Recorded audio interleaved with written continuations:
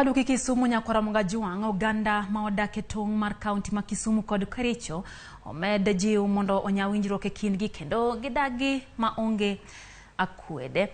Jip makamano chwal gi duol gidagi ma onge akwede. Jip makamano chwal gi duol mar NCIC e chokruok mano kelo kanyakla migao mararita kwe kwetha mag jodong luo kod jodong lango kanisa kachiel kod jopiny kagitwak gi jofwambo bang' timo nyasi mano bage gi Grassroots Initiative Center maendelruok ma ok mar sirikal.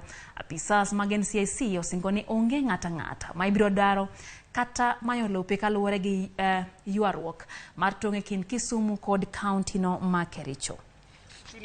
To also call upon our leaders, we have our political leaders, to be able to support these grassroots-led initiatives. Let them come together and speak to each other and work with each other.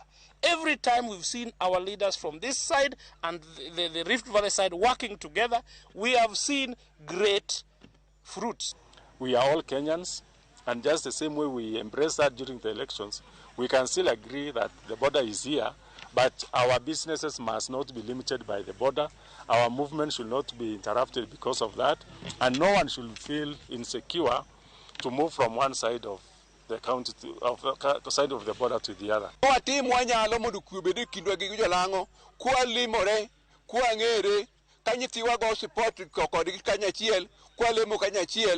Kendo kawanyo mare kodgi mondo watu bede kidwa kodgi mokono ngi gima nyalo ketho kendo facilities mag mwa share kako hospital school kunde lemo kik bede gi ubagusi moro wadhi kude ka joka ng'ato nikech onge gimoro ni nitie mpaka. Nyasaye kanu chwe piny nonge mpaka wane mwakiro nikech nyiego gi chich let ma wan go.